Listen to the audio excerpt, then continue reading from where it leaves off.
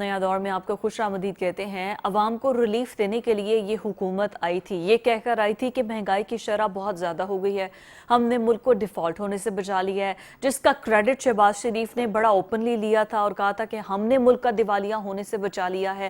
اور آج جب صرف پچھلے آپ دیکھیے 15 دن اور 15 دن مطلب کہ صرف آپ دیکھیں پہلے 1 جون سے اگر پیٹرول کی قیمت کو دیکھیں تو 253 سے ابھی آج جو قیمت بڑھی ہے وہ ہو چکی ہے 272 روپے، جبکہ اگر یہ 20-25 روپے قیمت اگر بڑھائی گئی ہے ایک مہینے کے اندر پیٹرول کی، تو پھر عالمی مارکیٹ کے اندر جو عالمی تیل کی قیمتیں ہیں وہ بالکل کم ہو رہی ہیں اور وہ بالکل برقرار ہے، لیکن اس کے باوجود بھی کبھی ہمیں پیٹرولیم لیوی کے کہنے پہ کہا جاتا ہے کہ آپ کو ریلیف نہیں ملنا، کبھی کہا جاتا ہے کہ بلوچستان کی سڑکیں بنانی ہیں اس کی وجہ سے آپ کو ریلیف نہیں ملنا، کبھی کہا جاتا ہے کہ ہم پرانا جو فیول ایڈجسٹمنٹ ہے وہ اس میں کر رہے ہیں جس کی وجہ سے جو ہے وہ نہیں ملنا آپ کو ریلیف، اور ابھی پھر 6 روپے تقریباً بڑھا دی گئی ہے قیمت۔ تو یہ آئندہ آگے آنے والے دنوں میں اگر وہ حکومت یہ بالکل کلیئر کٹ کہتی ہے کہ ہم نے 330 سے کم کیا اور عوام کو ریلیف دینے کے لیے پیٹرول کو ہم 250 روپے تک لے کر آئے، تو ماشاءاللہ سے جس سپیڈ میں یہ 15 دن کے رفتار سے جا رہے ہیں یہ 330 سے بھی اوپر کراس کریں گے اور پھر کہیں گے کہ ہم نے صرف عوام کو ریلیف دینا ہے، ریلیف دینے کے لیے ہم یہ سب کچھ کر رہے ہیں۔ خیر یہیں سے ہم اپنے پروگرام کا آغاز کریں گے۔ سار رانا صاحب، ذوالفقار راج صاحب میرے ساتھ موجود ہے۔ راج صاحب، وزیر اعظم کی تنخواہ بڑھ گئی، پوری کیبنٹ کی تنخواہیں بڑھ گئی، ان کی نئی گاڑیاں آ گئی، چیئرمین سینٹ کی تنخواہ بڑھ گئی، اور پھر اس کے بعد مطلب قومی اسمبلی کے اسپیکر کی تنخواہ بڑھ گئی، ججز کی بڑھ گئی، بیوروکریٹس کی بڑھ گئی، لیکن عوام کو جہاں ریلیف ملنا تھا وہاں پہ بھی قیمتیں بڑھی ہیں، پیٹرول کی قیمت بھی بڑھائی ہے۔ ان کو شرم نہیں آئی کہ پیٹرول کی قیمت عالمی مارکیٹ میں کم ہے؟ یعنی آپ کہہ رہی ہیں کہ سب کی تنخواہیں بڑھ گئی، اتنی اشرافیہ تھی اور غریبوں کے لیے پیٹرول کی قیمت بھی بڑھ گئی، تو یہ ہماری بدقسمتی ہے جی۔ یہ ہم جو لوگ ہیں ظاہر کیڑے مکوڑے ہیں اور ہم ان لوگوں کے اقتدار کے لیے پیدا ہوئے ہیں، ووٹ دینے کے لیے پیدا ہوئے ہیں، اور ہماری تو چوائس ہی کوئی نہیں کہ آپ اپنی مرضی سے فیصلہ بھی کر سکیں۔ تو بڑی بدقسمتی ہے۔ 2008 سے میں دیکھ رہا تھا کہ پچھلے کوئی 20 ایئرس پہ بھی اگر چاہیں تو اب تک کی کیا صورتحال ہے، کتنا اضافہ ہوا، کب کتنا اضافہ ہوا۔ 2008 سے 2012 میں پیپلز پارٹی کا دور تھا تو 96 روپیز کا لیٹر تھا اور 110 روپے پہ وہ چھوڑ کے گئے تھے، اور اس میں 1-2 دفعہ اوپر نیچے ہوا، کبھی یہ 96 سے 100 چلا گیا، پھر 109 چلا گیا، پھر 110 چلا گیا۔ 2013 میں نواز شریف صاحب آ گئے، حیران کن حد تک اس پہ قیمت اس کی کم ہوئی، 99 پہ آ گئی، 99 روپے۔ پھر پی ٹی آئی کا دور آ گیا، پی ٹی آئی دور میں 95 روپے سے سٹارٹ ہوا اور بڑھتی جنوری 2022 میں حیران کن حد تک 50% اضافہ ہوا اور 147 روپے پہ چلی، 150 پہ تھا، ٹھیک ہے، 147 روپے پہ پہنچ گئی۔ اسی طرح شہباز شریف صاحب کا جو دور ہے 2022 سے 2025 کا اگر جائزہ لیں تو 147 سے بڑھ کر 2,272 روپے تک پہنچ گئی، 4 دفعہ اضافہ ہوا۔ جنوری 2023 میں 35 روپے اضافہ کیا گیا۔ عالمی کہا گیا جی مالیاتی پالیسی پر عمل کرتے ہوئے یہ بڑے ضروری تھا۔ 1 جون 2025 کو پھر قیمت میں اضافہ کیا گیا اور قیمت 254 ہو گئی، 254 ہو گئی۔ 16 جون 2025 کو ایک نئے نوٹیفیکیشن کے مطابق 4.80% کا پھر اضافہ ہوا، 253 ہو گئی، اور اب 272 روپے تک یہ آئل پہنچ گیا۔ ایک تو اس کو جوڑ دیا جاتا جی عالمی سطح کے اوپر قیمتیں اوپر نیچے جا رہی ہیں جی، ہم کیا کریں جی، اور یہ اور وہ ساری ڈرامے بازی۔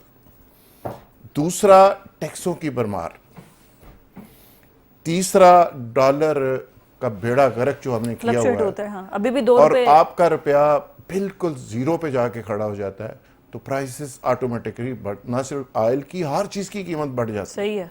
تو آپ کا ظاہر ڈالر کو آپ نے روکا ہوا ہے، جس طرح روکا ہوا ہے وہ الگ سے کہانی ہے، لیکن روکا ہوا ہے، پھر بھی اس کے باوجود وہ اوپر نیچے جاتا ہے، وہ یعنی مستقل بنیادوں پہ استحکام نہیں ہے، تو وہ بھی ایک بہت بڑا فیکٹر۔ اور اب سب سے بڑا جو فیکٹر ہے جو میں بتانے لگا ہوں وہ ہے آئی ایم ایف۔ اب یہ کہا جا رہا ہے کہ آئی ایم ایف کے ریونیو بڑھانے کے لیے پریشر ہے اور یہ ٹیکسز لگانے بڑے ضروری اسی ہیں. وجہ اچھا آئی ایم ایف کی اگر بات ہے تو پھر اس کے اوپر ڈال دیا جاتا ہے کہ آئی ایم ایف کے کہنے کے اوپر یہ ساری ہم برآمد کر رہے تھے.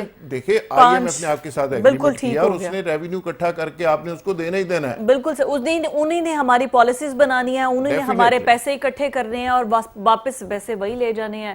بڑی عجیب. آئی ایم ایف ہمارے یہاں پر سارا کچھ ڈالر میں کیوں نہیں کر دیتا؟ ہمیں تنخواہ بھی ڈالرز میں ملے تاکہ ہمارا ریونیو بھی ڈالر میں اکٹھا ہو. ہاں ہم ویسے بھی یہ انڈیپینڈنٹ اور آزادی اور 14 اگست ایک منا رہے ہیں, تب بھی منا لیں گے. کیا کیا سیدھا سیدھا گود ہی کیوں نہیں لے لیتا؟ اڈاپٹ لیا ہوا ہے, ہم ان کا تیلا بچہ بنے تو نہیں, وہ اس طرح نہیں لیا ہوا گود جس میں وہ گود میں لے کے کہتے ہیں تیری میں گاواں جگنی اللہ بسم اللہ میری جگنی, وہ نہیں کر رہا. اچھا ٹھیک ہے, یعنی اندر صحیح طرح لوے صحیح لینا ہے تو پھر صحیح طرح لے. یہ جو ہمیں ادھ پچھدہ بیچ میں چھوڑا ہوا ہے تو یہ نہ کرے. یہ جو آپ لوگ نا, مجھے آپ لوگوں پہ ترس آتا ہے. پٹرول کی قیمتیں بڑھ گئی اور یہ ہو گیا. آپ ہیں کون احتجاج کرنے والے؟ آپ کی جرت کیسے کہ آپ احتجاج کریں؟ آپ کو 24 گھنٹے میں ایسے اٹھا لیں گے ہم. آپ کر کے دیکھیں احتجاج, کر کے دیکھیں بات. آپ 80 سال سے آپ کسی مافیا کے گریبان میں ہاتھ نہیں ڈال سکے, لیکن اگر آپ بولیں گے تو 24 گھنٹے میں آپ کو اٹھا کے لے جائیں گے. ٹھیک ہے نا ریاست. اور پھر اب پٹرول مہنگا ہو گیا جی, یہ ہو گیا. بھائی اگر آپ کو ریلیف دیا تو وہ 90,000 سرکاری گاڑیاں ہیں جن میں پٹرول روز ڈلتا ہے, وہ کون ڈلوائے گا؟ صحیح بات. 12 کروڑ روپے کے بسکٹ آپ کھاتے ہیں تو کون کرے گا بھائی؟ 4 کروڑ روپے کی وزیر اعظم ہاؤس کی گھاس کاٹی جاتی ہے تو وہ کہاں سے آئیں گے؟ 21 کروڑ روپے وزیر اعظم کو دیے جاتے ہیں کہ یہ آپ نے بھیک دینی ہے, ٹپس دینے کے نام پہ 21 کروڑ روپے دیے جاتے ہیں, تو کہاں سے آئیں گے؟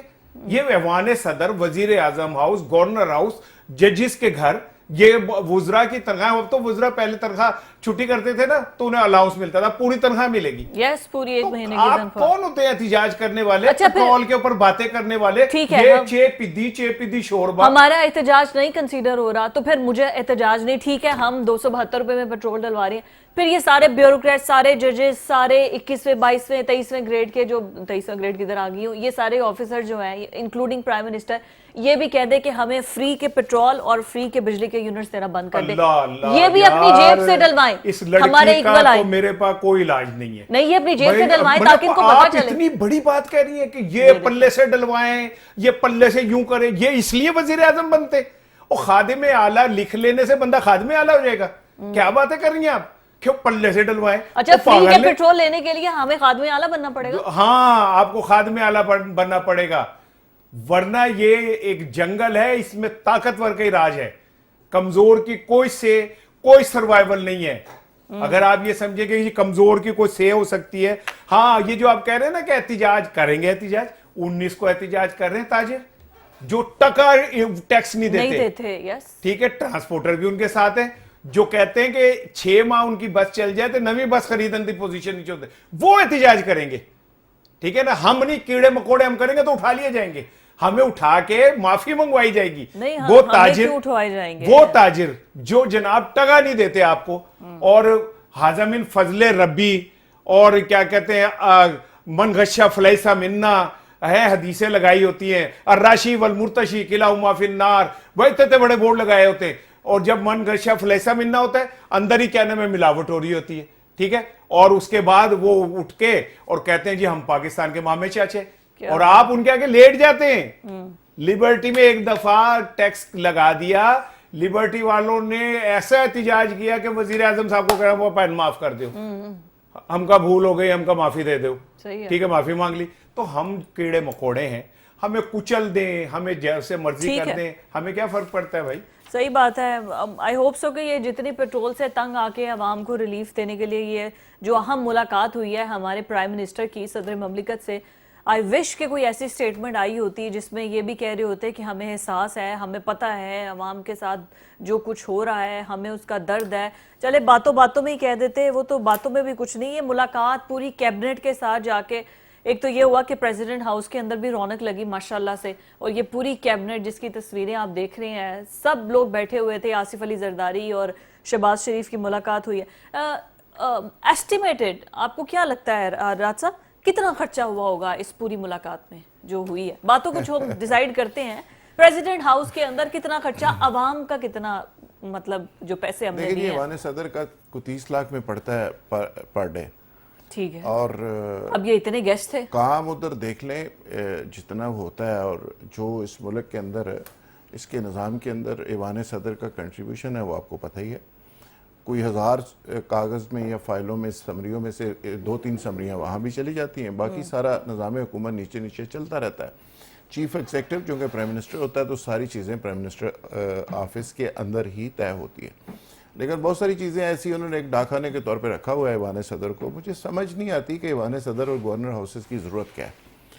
عمران خان نے بات تو کی تھی کہ یونیورسٹیاں بنا دیں گے لیکن وہ نہیں بنا سکے, لیکن پریکٹیکلی ان کا استعمال ایسے ہی ہونا چاہیے. سمبولکلی یہ گورنر ہاؤسز اور ایوان صدر اور وہاں پہ ایک آدھے بندے کو بٹھا دیا جاتا ہے جس کا کوئی استعمال, کوئی مطلب, کوئی مقصد نہیں ہوتا. اور پولیٹیکل ایڈجسٹمنٹ بھی تو کرنی ہوتی ہے, اور خاص کر وہ تو کہیں اور گھروں پہ ہوتی ہے جہاں پہ کیمرے نہیں پہنچ سکتے, جہاں پہ بالکل بند کمروں میں ہوتی ہے, ساری چیزیں طے ہوتی ہیں. خاص کر ایک ایسے ملک کے اندر کہ جو پسماندہ ہو, جس کے بارے میں ہم کہیں کہ جی ہم $1 کے لیے لوگوں کے پیچھے پڑے ہوں, ہم کبھی چائنا سے لے رہے ہوں, کبھی سعودی عرب کو کہیں کہ جی $2 ارب رکھتے ہیں.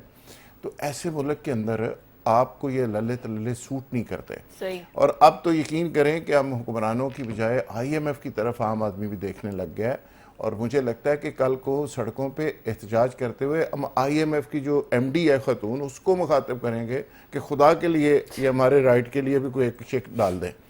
کیونکہ حکمران ایک سیکنڈ میں ان کی بات مان لیتے ہیں. یعنی آپ چیختے رہیں, روتے رہیں, پیٹتے رہیں, آپ کی بات ہی نہیں مانیں گے. اور رانا صاحب کہہ رہے تھے کہ تاجروں کی, یہاں تو دیکھیں تاجر ہوں یا کوئی ہو, یہ ریاست اتنی اونچی آواز سنتی ہے جب تک کوئی رو کے پٹ کے ان کے دروازوں کے اوپر سر مار کے پھوڑ نہیں لیتا, خون نہیں نکلتا, کوئی بات ہی نہیں سنتا. تو جب یہ کیفیت ہو تو اس کے بعد پھر احتجاج ہی ہوتے ہیں. پھر اس سوسائٹی کے اندر نا کلٹ بنتے ہیں, مافیاز بنتے ہیں, گروپ بنتے ہیں, پریشر گروپس بنتے ہیں. وہ اس لیے بنتے ہیں کہ اپنی سروائیول کے لیے. اگر چیزیں روٹین کے اوپر چل رہی ہوں جیسے پوری دنیا میں چلتی ہیں, تو وہاں پہ آپ نے دیکھا ہے کبھی ڈاکٹر جتھا بن کے گئے ہوں, کبھی دیکھا ہے وکلا کبھی جتھا بن کے گئے ہوں. اس لیے نہیں جاتے کہ ان کی بات سنی جاتی ہے. ایک روٹین میں کاغذ آپ ڈالتے ہیں, وہ اینڈ آف دی ڈے وہ کوئی انصاف یا چیز لے کے باہر نکل جاتا ہے. تو یہاں پہ بدقسمتی یہ ہے کہ آپ کو پوری لڑائی کرنی پڑتی ہے. یعنی سلیکٹیو انصاف ہے. اور جس طرح کے حالات ہیں, اگر یہ سچویشن چلتی رہی, معاف کرنا, میں پہلے بھی کئی دفعہ کہہ چکا ہوں, یہ مایوسی کی بات ہے. یہ ملک اس طرح گورننس کر نہیں سکتا, یہ گورنیبل نہیں رہے گا. ٹھیک ہو گیا. آپ کو یہ ایک پورا آپریشن کرنا پڑے گا, یہ تجاوزات ختم کرنی پڑے گی, ٹھیک ہو گیا. اور ایک میجر ریفارمز کرنی پڑیں گی اداروں کے اندر اور پولیٹیکل سسٹم کے اندر سے اشرافیہ کو نکال کے اس کو آسان اور سادہ بنانا پڑے گا. یہ باتیں ہی ہیں راحت صاحب, ایسا ہو ہی نہ جائے. یہ جو ملک کی معاشی اور سیکیورٹی کی صورتحال پہ جو تبادلہ خیال ہوا ہے دونوں بڑے رہنماؤں کا, دانش سکولز اور دانش یونیورسٹیز کے حوالے سے بڑا بریف بتایا گیا ہے. اس کا مطلب رزلٹ کیا ہے, آؤٹ کم کیا ہے, یہ ملاقات کیوں ہوئی ایک دم سے؟ زرداری صاحب کو یہ ساری کی ساری کابینہ کے ساتھ ملنے چلے گئے ہیں, کیا تسلی کرانی تھی کہ آپ ہی صدر ہیں؟ دیکھیں فضا, یہ پاکستان جو ہے نا ایک ایسا ملک ہے جو بادام نہیں توڑ سکتا نا, وہ اسمبلیاں توڑ دیتا ہے. جو 2 بندوں کے سہارے کے بغیر چل نہیں سکتا, وہ کہتا ہے میں نے ملک چلانا ہے. جو بندہ 2 جملے بولتے ہوئے جس کی آواز لڑکھڑا جاتی ہے نا, وہ کہتا ہے میں نے بھارت کو چیلنج دینا ہے, وہ یہ کہہ کے. جو ملک کو لوٹ کے کھا جاتے ہیں نا, ککھ نہیں چھوڑتے, تیلا نہیں چھوڑتے, وہ ہمیں نا رزق حلال کا درس دیتے.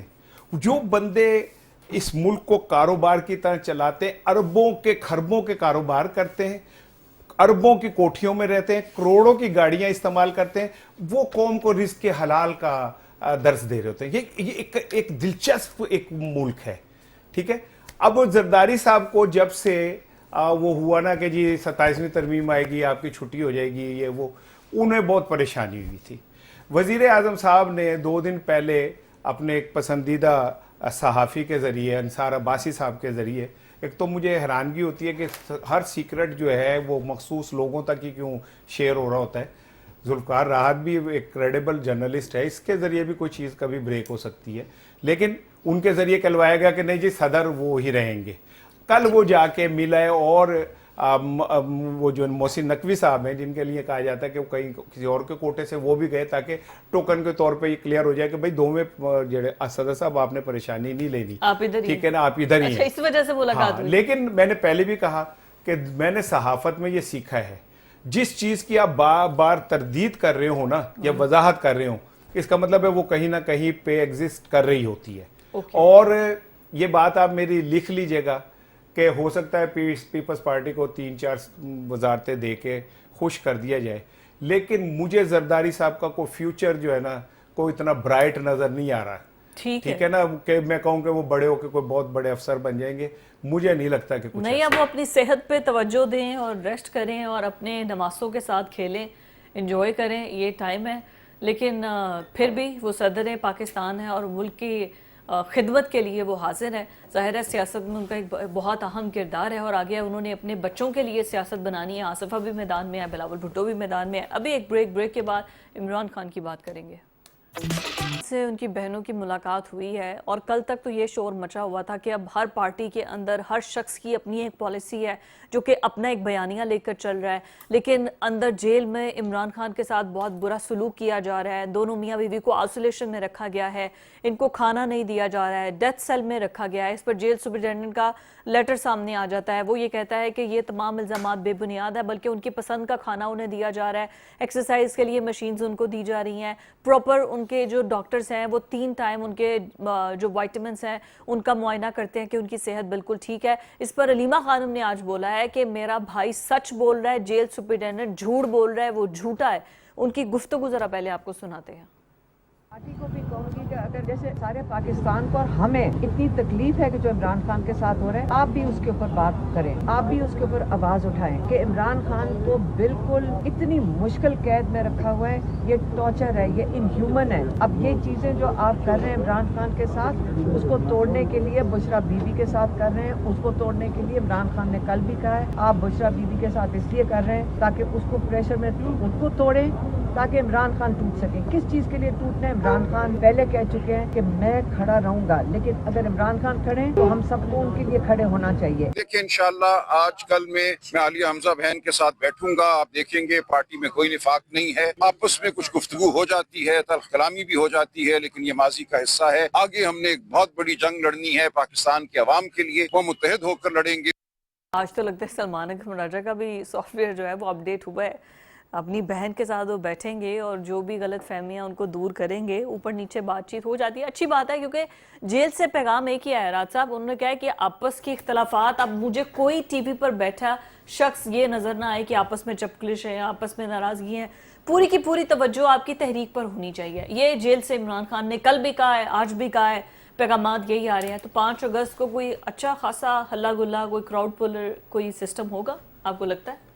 فیضا, عمران خان صاحب نے تو علی مین گنڈاپور کو بھی بہت دفعہ بہت کچھ کہا, کیا اس پہ عمل ہو گیا؟ انہوں نے تو جنید اکبر خان کو بھی کہا تھا کہ آپ نے یہ تحریک چلانی ہے اور لگ پتہ جائے سب کو, کیا وہ تحریک چل گئی؟ کیا جنید اکبر خان کہاں ہوتے ہیں آج کل؟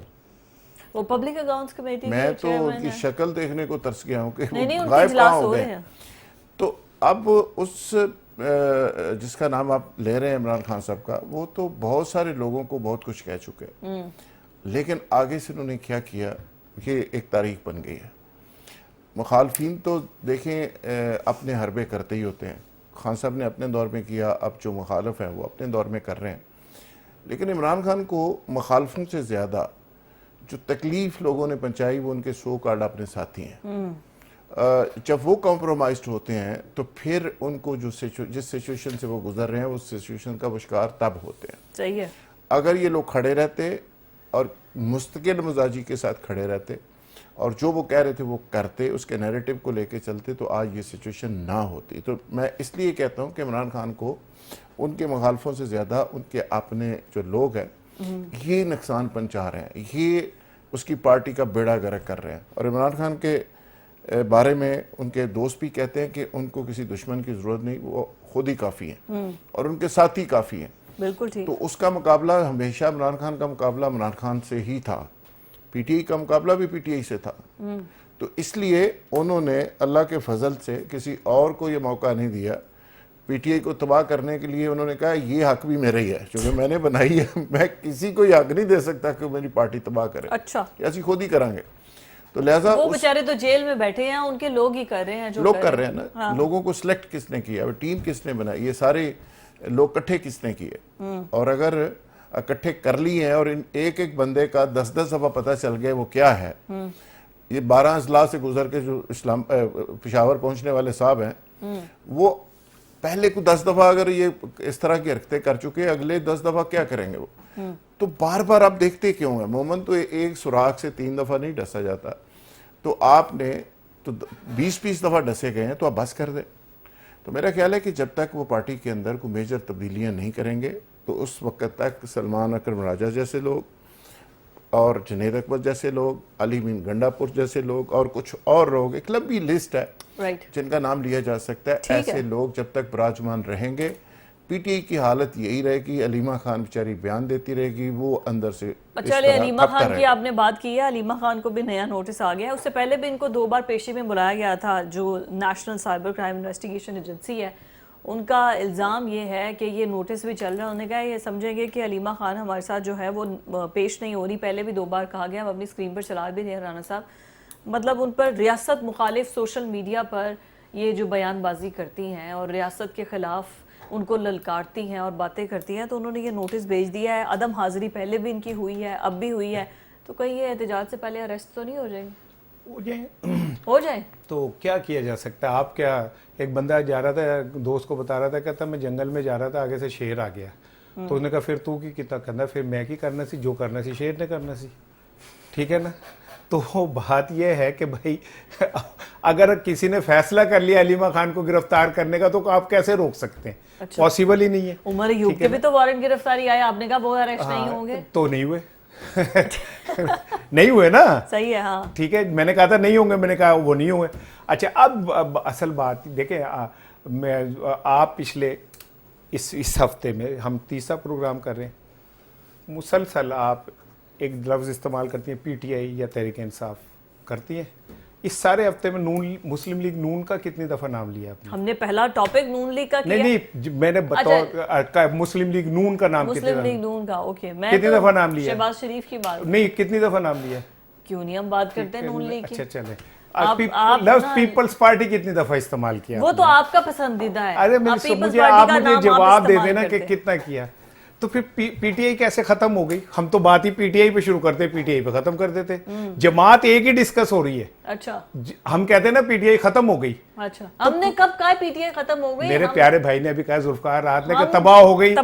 ٹھیک ہے, تو بم پھٹ گیا ادھر, آپ نے کہا پی ٹی آئی تباہ ہو گئی. عمران خان نے خود تباہ کر دی اپنے ہاتھوں سے. آپ نے کہا کہ وہ جو بیڑا گرک کر رہے ہیں انہوں نے کہا میرے ہی آکے میں بنائی, میں اپنی شہر. اگر وہ تباہ کر چکے ہیں تو پھر ہم صبح سے شام تک پی ٹی آئی پہ کیوں بات کرتے ہیں؟ ہم چاہتے ہیں کہ وہ تباہ نہ ہو. ٹھیک ہے, نہیں آپ کے چاہنے نہ چاہنے خیر ہو. یہ دیکھیں نا, یہ ہمارے چاہنے پہ دیکھا کیسے آج راجہ صاحب نے بھی کہا میں اپنی بہن عالیہ حمزہ کے ساتھ بیٹھوں گا اور گلے شکوے دور کروں گا. دیکھیں ہماری خواہش پہ ہی ایسا ہوا ہے. اچھا, اللہ کرے کہ آپ کی خواہشوں پہ یہ ملک چلنا شروع ہو جائے, کیونکہ خواہشوں پہ کسی اور کی ملک چل رہا ہے, آپ کی خواہش پہ نہیں چل رہا. وہ خواہش کہیں اور ہے جس سے ملک چل رہا ہے. آپ ہمیں اپنے پہ نہ ڈالیں.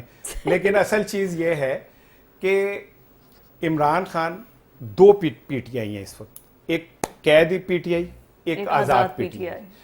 قید پی ٹی آئی وہ ہے جو اپنی مرضی سے نہ ایک جملہ بول سکتی ہے, نہ اپنی مرضی سے باہر جا سکتی ہے, نہ اپنی مرضی سے کوئی موو کر سکتی ہے. آزاد پی ٹی آئی وہ ہے جو اندر بیٹھ کے جو چاہے کہہ سکتا ہے اور جو چاہے وہ بول سکتا ہے. آزاد وہ ہے. قید یہ ہے جو اپنی مرضی سے, آپ کہہ رہی ہیں وہ پشاور سے لاہور ہے, اگر وہ بالکل ذوالفقار راحت ٹھیک کہتا ہے کہ وہ اب اپنی مرضی سے سی ایم ہاؤس میں نہیں گھس سکتے. ٹھیک ہے نا, یہ گواہ ہے. یہ بھی میرے ساتھ تھا, کے پی کے میں ہم ایک وزٹ کر رہے تھے, ہمارے ساتھ گاڑی میں منسٹر بیٹھے تھے 4-5. تو اچانک ایک جگہ گاڑی رک گئی اور ایک منسٹر نے تکبر سے کہا کہ بھائی انہیں کہو منسٹرز ہیں. تو آگے سے انہوں نے کہا سر نہیں, دیر از نو منسٹر, آپ اوپر سے ہی آئیں گے. اس نے کہا بتائیں اسپیکر صاحب بھی, انہوں نے کہا جی اسپیکر ہیں یا لاؤڈ اسپیکر ہیں, آپ اوپر سے ہی آئیں گے.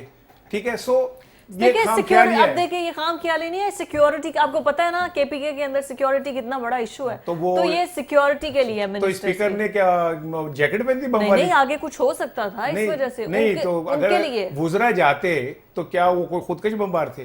لیکن وہی سیکیورٹی والا ایشو میں چلیں اتنا مان لیتا ہوں سیکیورٹی، تو میں سمپل آپ کو یہی کہہ رہا ہوں، ایک تو آپ کی حفاظت کے لیے کھڑے ہیں وہ، اور پھر اس کے بعد آپ کیا باتیں کر رہے ہیں. خیر اینی ویز ٹھیک ہے، آپ صحیح کہہ رہی ہیں. میں نے وہ ایک ابھی کلپ دیکھ رہا تھا کہ ہمارے ایک ڈی آئی جی ہیں ایس پی صاحب، تو وہ کہہ رہے تھے میرے ساتھ پتہ نہیں 16 پولیس والے ہوتے ہیں میرے گارڈ، 6 گاڑیاں ہوتی ہیں، اور وہ کوئی 1.5-2 کروڑ والی پراڈو میں عوام کے تحفظ کے لیے نکلتے ہیں. اتنی ہماری حفاظت ہو رہی ہے، چھوڑ دیں اسے. لیکن سمپل یہ ہے کہ میں تو بلیسنگ ان ڈسگائز دیکھ رہا ہوں. گنڈا پور کی شکل میں ذوالفقار راحت، اگر اس نے یہ احتجاج آگے کر دیا تو یہ تو ان کے لیے بڑی فائدے مند ہوئی، کیونکہ وہ اس پوزیشن میں نہیں ہے کہ وہ اپنا احتجاج کامیاب کر سکیں.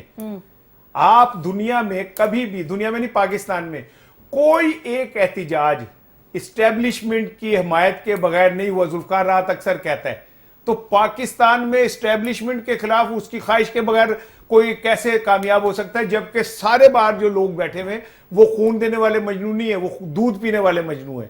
اور آج وہ جو سلمان اکرم راجہ صاحب نے کہا، میری بہن نے یہ کہا، تو یہ ان کو پریشر آیا ہے لوگوں کا، اخلاقی پریشر.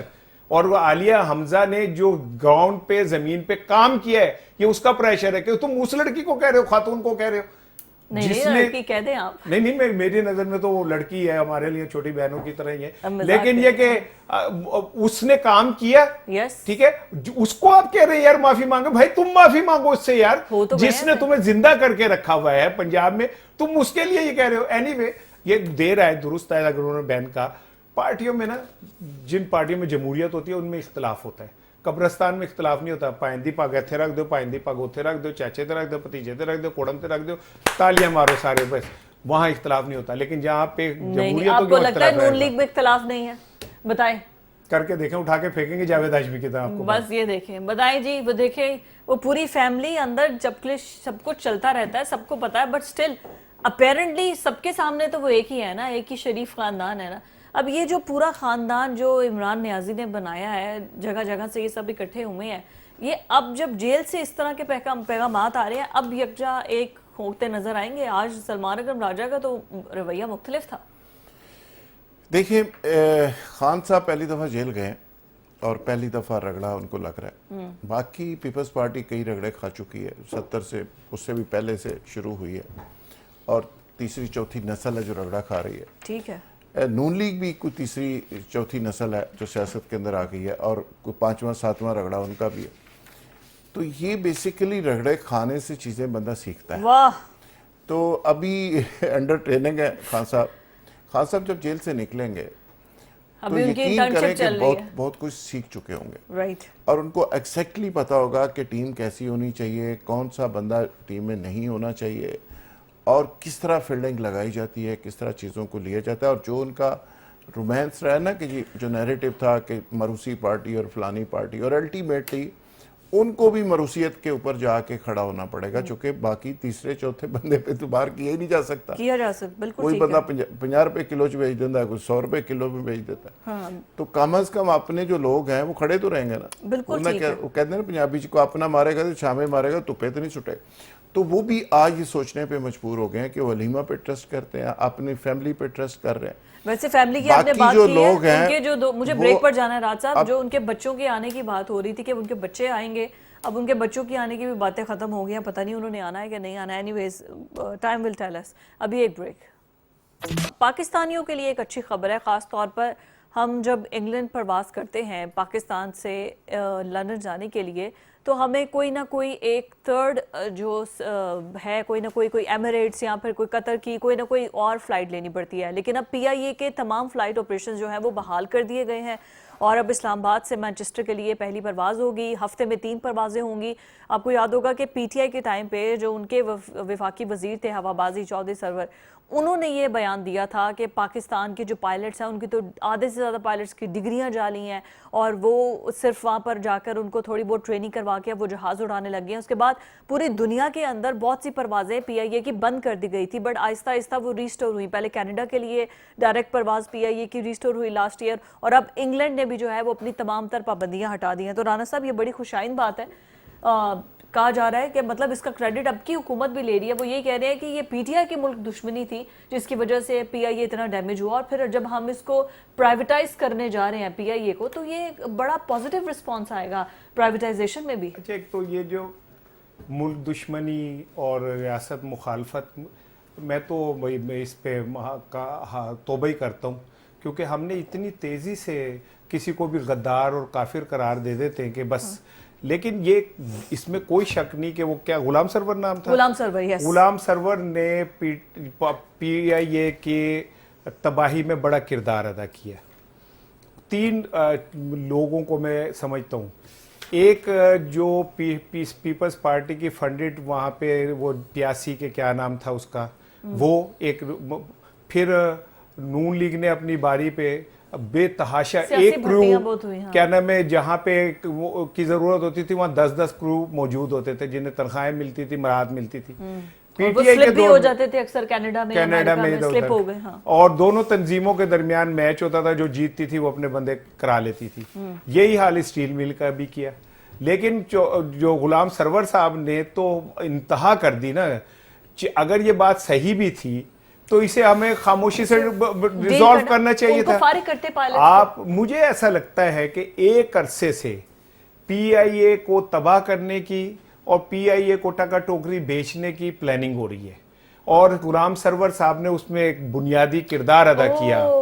ٹھیک ہے نا. اس کو ایک ایسی ایئر لائن جس نے دنیا کی سوئس ایئر لائن سے لے کے بڑی بڑی ایئر لائن کھڑی کی, دبئی کی ایئر لائن کو ہم نے, بھائی وہ ایک نہیں, ایمریٹس کو ہم نے سکھایا, وہ اور 10,000 کو, یہی ہمارے لوگ تھے. جی جی, ٹھیک ہے. انہوں نے پوری کئی دنیا کی بڑی بڑی ایئر لائنز کٹھی کی. لیکن جب ہماری باری آئی تو ہماری سیاسی مصلحتوں اور سیاسی خود غرضیوں نے اس کا وہی حال کیا جو اسٹیل مل کا ہم نے کیا. سو میں یہ سمجھتا ہوں کہ یہ ایک اچھا سائن ہے. اللہ کرے کہ پاکستان کے پی آئی اے کے اوپر وہی اعتماد دوبارہ زندہ ہو جو پہلے تھا. ہاں, بس عوام اعتماد کرنا شروع کر دے, اور پروازیں جو ہیں وہ ڈائریکٹ, کیونکہ سب سے شارٹیسٹ فلائی ہوگا انگلینڈ سے کراچی تک کا, آئی تھنک 6 آورز اور کچھ منٹ اس کے اوپر ہوں گے, اور یہ بڑا فاسٹسٹ روٹ ہوگا ابھی تک کا ٹریک ہوگا. تو یہ سفری سہولت بڑی اچھی ہے. اب راج صاحب آپ نے انگلینڈ جانا ہوگا تو آپ کو بڑی آسانی ہوگی, اب آپ بڑے آرام سے جا سکیں گے. اب آپ کو کوئی کہیں درمیان میں لے اوور کہیں نہیں کرنا پڑے گا. میں کہا راج صاحب کو مبارکباد دیں, اشرافیہ ہے نا ملک کے. تھینک یو فضا. نہیں, آپ آگے بیوروکریٹس پہ اور ججز پہ ڈال دیں کہ ان کو جانا پڑے گا. فضا, پی آئی اے ہمارا پرائڈ ہے. پرائڈ میں اس لیے کہتا ہوں کہ جب اس کے اوپر پیٹ ہوا پاکستان کا جھنڈا پوری دنیا میں گھومتا ہے اور جاتا ہے اور لوگ دیکھتے ہیں اور پاکستانی دیکھتے ہیں تو ہمیں خوشی ہوتی ہے. اور بدقسمتی اس میں یہ رہی کہ یہ سیاست کا شکار رہا. مختلف حکومتوں کے زیر اثر کچھ لوگ تھے جو سرکاری افسران نے وہاں پہ یونین بازی کے نام پہ اس کا بیڑا غرق کیا. کچھ لوگوں کے ظاہر مفادات بھی تھے, کچھ لوگوں نے جان بوجھ کے اس کو ٹارگٹ کیا اور اس ادارے کو تباہ کرنے کی کوشش کی. لیکن بہت سارے ایسے لوگ ہیں جو اس ادارے کو اٹھانے کے لیے دن رات کام کرتے رہے. 21 سال کے بعد پہلی دفعہ پی آئی اے پرافٹ کے اندر گیا. 21 سال کے بعد اتنے بڑے پرافٹ کی شکل دیکھی ہے پی آئی اے نے. 94 بلینز روپے کا پرافٹ, اور ساتھ ساتھ یہ جو یونین بازی کا معاملہ تھا اور اس پہ کچھ ناجائز بھرتیاں اتنی زیادہ کی گئی جس نے اس کے اوپر اتنا مالی اور معاشی دباؤ ڈال دیا کہ یہ آپریشن چلنے کے قابل نہیں رہا. پی آئی اے کو بہت زیادہ نقصان پہنچا. لیکن اب میں سمجھتا ہوں کہ اس کو ٹارگٹ کرنے کے بجائے ہمیں پریز کرنا چاہیے, اس کو اٹھانا چاہیے. یہ قومی ادارہ ہے. پی آئی اے ایک ایسا ادارہ ہے جب پوری دنیا کے اندر ایک لوگوں کو, پاکستانیوں کو کانفیڈنس ملتا ہے. اب 3 پروازیں یو کے جائیں گی, یہ بہت بڑا بیریئر تھا جو ختم ہوا. یس یہ ہمارے لیے بہت بڑی خوشخبری ہے. یورپ پہلے سے آپ کی پابندیاں اٹھا چکا. یہ جب سفری گائیڈ لائن جاری ہوتی ہے اور اس پہ جب پی آئی اے کا نام نہیں تھا تو یہ بہت بڑا ڈپریشن تھا پاکستانیوں کے لیے. ایبسلیوٹلی. اب بڑی تو اچھی بات ہے. آپ سرچ کریں گے پوری جگہ وہاں پہ پی آئی اے کا نام آپ کو ملے گا, آپشن ملے گا.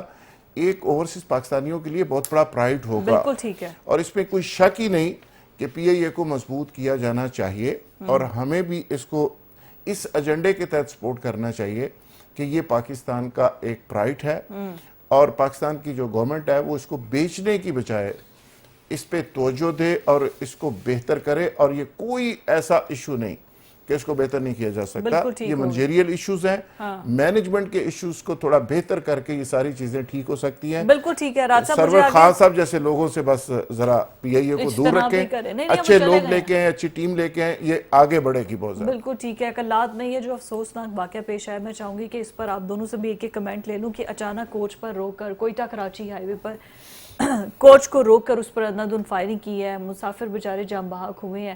یہ دشمنی, یہ دہشت گردی, اس میں رانا صاحب آپ کا میرا یہ مسافر, یہ دیکھیں تو صحیح فوٹیج میں, ہمارا کیا قصور ہے؟ یہ دہشت گرد ہم سے کس چیز کا بدلہ لے رہے ہیں عوام سے؟ ایکچولی تو ہم لوگ چونکہ آسان ٹارگٹ ہے نا, ہمارے ساتھ تو 16 گن مین نہیں چل سکتے. تو لیکن یہ کہ بہرحال یہ کلمیہ ہے اور ہم پچھلے کئی دہائیوں سے اس کی قیمت ادا کر رہے ہیں 9/11 کی. جس دن پرویز مشرف نے رچرڈ آرمٹیج کو میرا خیال ہے کہا تھا کہ یس سر, اس دن کے بعد سے ہم پیسے تو ہم نے بڑے لیے, پیسے کہاں گئے یہ بھی نہیں مجھے پتا, لیکن پھر ہم نے قیمت بڑی چکائی. اب آج صورتحال یہ ہے کہ بلوچستان کے پی میں وہ ہندوستانی فنڈڈ جو دہشت گرد ہیں انہیں جب موقع ملتا ہے, جہاں موقع ملتا ہے وار کرتے. کوئی شک نہیں کہ ہماری بہادر افواج, ہمارے ادارے اپنی جان ہتھیلی پہ رکھ کے ان کا مقابلہ کر رہے ہیں اور میں ان پہ یہ ٹرسٹ رکھتا ہوں کہ ایک دن وہ اس فتنے کو کچل بھی دیں گے. لیکن تب تک ایک لمبا سفر ہے. ہم ایک ہی جملہ کہوں گا کہ بے شک ہم لاشیں اٹھا رہے ہیں, بے شک ہم زخم ہیں, بے شک ہم کندھے دیتے ہیں, لیکن بطور پاکستانی قوم ہم دل شکستہ یا ہارے ہوئے نہیں ہیں, ہم فائٹ کرنا جانتے ہیں. ہم کتنی قربانیاں دے رانا صاحب, ہم فائٹ کر تو رہے ہیں. راحت صاحب اب یہ جو واقعہ پیش آیا ہے سب نے پرزور مذمت کی ہے, ایسا نہیں ہونا چاہیے, لیکن پھر بھی ہم ان کو ابھی تک روک نہیں پا رہے. جس کا جب دل کرتا ہے پہاڑوں سے اترتا ہے, اتر کے معصوم لوگوں کو مار کے پھر واپس چلے جاتے ہیں. فی صاحب نے بالکل ٹھیک کہا. دہشت گردی کا جو بھی واقعہ ہوتا ہے ہمارے دل دہل جاتے ہیں, ہمیں بہت دکھ ہوتا ہے, بڑی تکلیف ہوتی ہے. لیکن یہ ذہن میں رکھیے گا کہ دہشت گرد کا مطلب ہوتا ہے دہشت پھیلانے والا. اس کا مین ایجنڈا ہی یہ ہے کہ وہ کارروائی اس لیے کرتا ہے کہ دہشت پھیلے. اور پاکستانی قوم نے ثابت کیا ہے ہمیشہ کہ پاکستانی قوم نہ کبھی اس کی دہشت میں آئی ہے, نہ کبھی اس کے خوف میں آئی ہے. ہم نے ہر حال میں اس دہشت گردی کا, اس ظالم دشمن کا مقابلہ کیا اور آئندہ بھی مقابلہ کریں گے. ہمارے ادارے بھی کر رہے ہیں, پاکستان کی عوام بھی کر رہی ہے, میڈیا بھی کر رہا ہے. پاکستان کے ہر مکتبہ فکر نے اس بزدل دشمن کا مقابلہ کیا. پہلے یہ دشمن نقاب پہنے ہوا تھا, مختلف شکلوں میں تھا, سوسائٹی کے اندر چھپا ہوا تھا. اب یہ بالکل ننگا ہو کے سامنے آ گیا اور اس کے پیچھے بھارت ہے, بلکہ بھارت ڈائریکٹلی انوالو ہے. اور میں یہ کہوں گا کہ بھارت ایک ایسا بزدل اور ایسا کمینہ اور گھٹیا دشمن ہے کہ جس نے پاکستان کے وجود کو تسلیم نہیں کیا. اور ابھی جو پاکستان نے انڈیا کی جو مرمت کی ہے اس کے بعد اس کو کچھ زیادہ ہی تکلیف ہو گئی ہے. اب وہاں پہ کبھی راہ کے چیف کو ہٹا دیا جاتا ہے, کبھی مودی کو رات کو نیند نہیں آتی, کبھی وزیر دفاع کے ہاتھ کانپ رہے ہوتے ہیں. پوری دنیا میں وہ آئسولیشن میں چلے گئے ہیں اور وہاں پہ ادارے ان کے برباد ہو گئے ہیں, بھرم ان کا پوری دنیا میں ختم ہو گیا ہے. ان کی ٹیکنالوجی بالکل زیرو کے اوپر کھڑی ہو گئی ہے. اب پاکستان کو اللہ نے اس جنگ کے اندر بھی عزت دے دی, پاکستان کے سپہ سالار کو دے دی, اداروں کو دے دی. اب ان کو سمجھ نہیں آتی کہ وہ ساری اس شکست کا بدلہ کس سے لے. اب وہ بدلہ لے رہے ہیں پاکستان کے نہتے عوام سے. بالکل ٹھیک. لیکن ان کو یہ نہیں پتا کہ آپ کبھی معصوم بچوں پہ حملہ کرتے ہو, پھر بھی ہماری نوجوان نسل جو ہے کھڑی ہوتی ہے اور وہ اسکول بھی جاتے ہیں اور وہ آپ کو للکارتے بھی ہیں اور بچے بھی آپ سے نہیں ڈرتے. یہ جو پھر کبھی پنجابی کے نام پہ, کبھی پٹھانوں کے نام پہ, کبھی لسانیت کے نام پہ, کبھی مذہب کے نام پہ یہ حملے ہوتے ہیں. یہ پہلے بھی ہوتے رہے. اس کو ہم کنڈیم کر رہے ہیں ایگزیکٹلی, اور کنڈیم کرنا بھی ہے, ہم کر بھی رہے ہیں, اور اس کا مقابلہ ہم کر بھی رہے ہیں, کرتے بھی رہیں گے. لیکن کب تک ہم قربانیاں دیں گے, کب تک یہ سلسلہ اسی طرح سے چلتا رہے گا, اس کو رک جانا چاہیے. آج کے پروگرام سے اتنا ہی. اللہ حافظ.